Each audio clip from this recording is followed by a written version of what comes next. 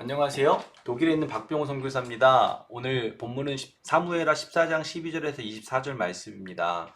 오늘 본문은요, 다윗이 어제 말씀에서 여인을 보호하겠다고 말한 맹세 이후에 여인이 다윗에게 한 가지 질문을 하겠다라는 상황부터 시작됩니다. 여인은요, 13절에 이렇게 질문합니다.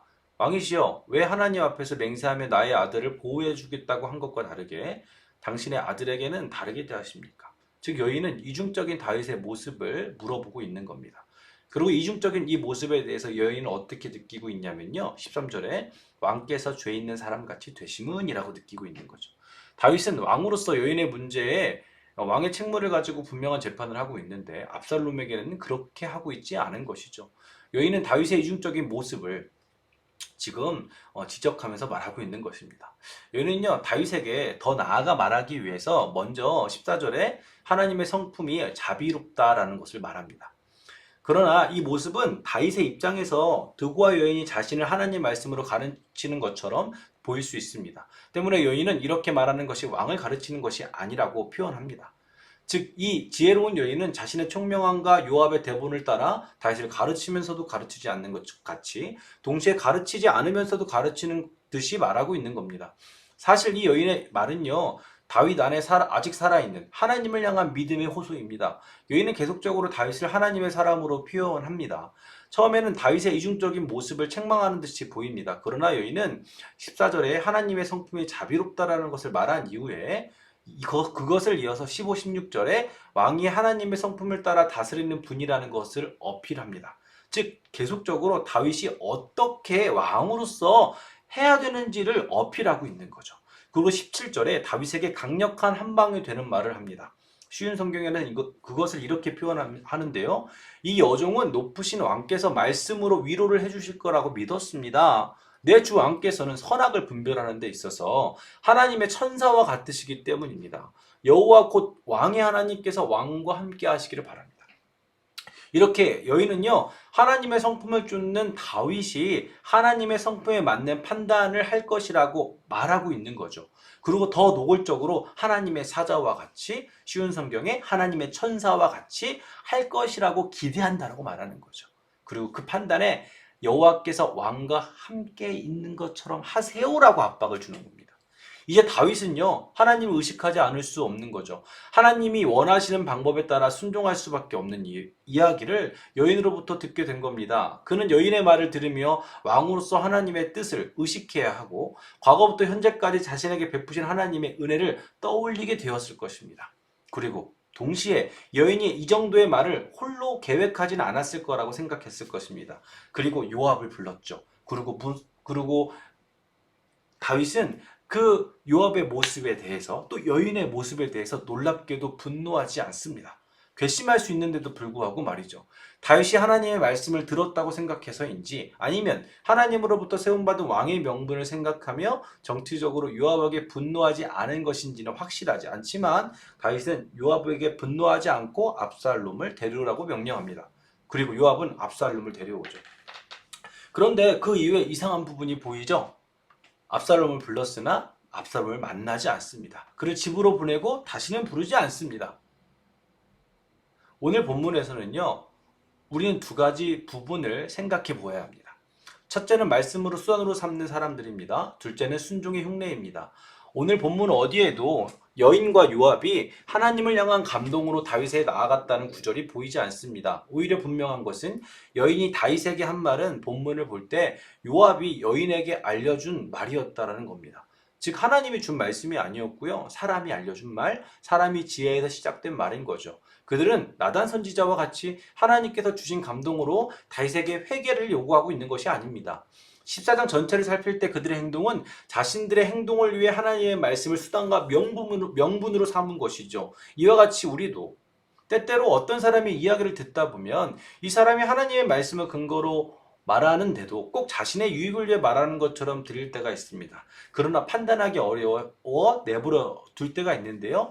시간이 흐르는 어떤 사람이 하나님의 말씀을 수단으로 자신의 유익을 위해 사용했다는 것을 알게 되는 경우가 있죠. 이용했다라는 것을 듣는 경우가 있는 거예요.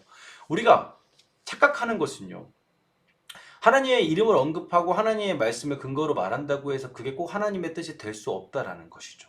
그러니까 우리가 깨닫고 마음에 두어야 될 것은요, 하나님의 말씀을 내가 사용하는 것인지, 하나님의 말씀을 위해 내가 사용되는 것인지를 분별해야 된다는 것입니다.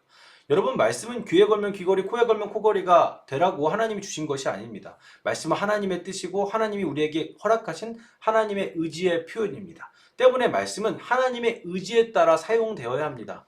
그러나 우리는 하나님이 우리의 중심에 옅어질 때 자신의 욕망이나 입장을 대변하기 위해 하나님의 말씀을 이용합니다. 교묘하게 이용하고 자신이 원하는 목적을 이루는 수단으로 말씀을 사용합니다. 하나님의 말씀을 순종하기 위해 나에게 주어진 것을 수단으로 사용하는 것이 아니라 나의 목적을 이루기 위해 하나님 말씀을 수단으로 사용하는 거죠.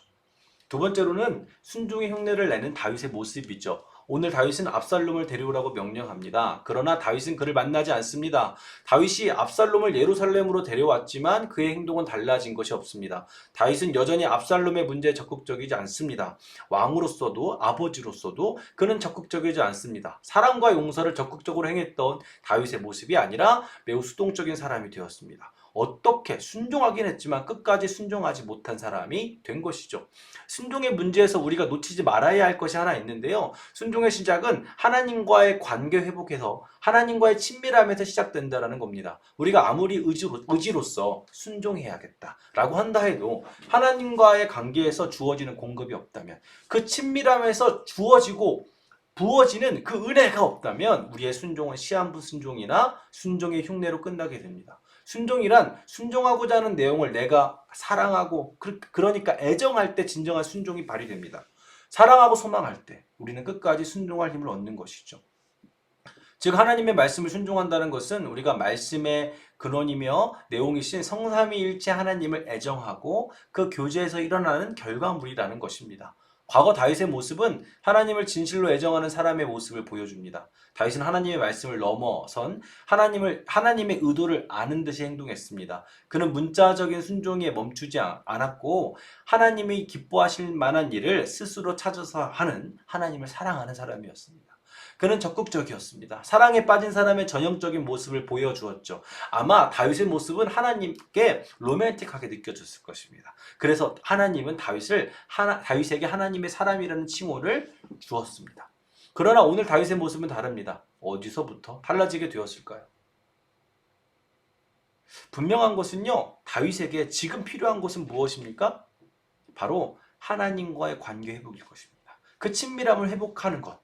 순종을 넘어선 하나님과의 애정 어린 교제가 회복된다면 다윗은 분명 과거의 모습으로 돌아갈 수 있을 것입니다. 결론을 맺겠습니다.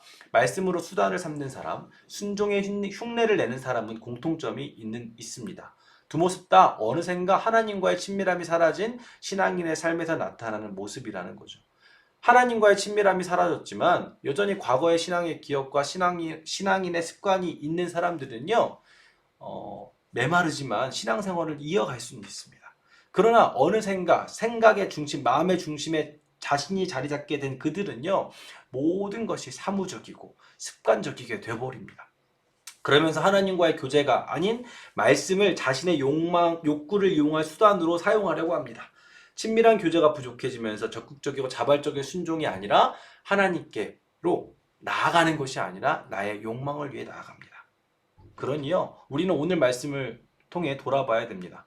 말씀을 목적이 아닌 수단으로 삼고 있지는 않는가? 순종의 흉내만 내는 나의 삶에 영역이 있는가? 하나님과의 관계에서 친밀함을 누리고 있는가? 기도하겠습니다. 주님, 메마른 나의 심령에 주님의 촉촉한 단비를 내려 주시옵소서. 주님과의 친밀함 속에서 주님께로 향한 애정이 삶 곳곳에 풍성히 묻어나는 진실된 순종이 있게 하여 주시옵소서. 나의 욕망을 위해 말씀이 이용되지 않게 하시고 하나님 나라를 위해 나의 삶이 사용되기를 간절히 원합니다. 예수님 이름으로 기도합니다. 아멘.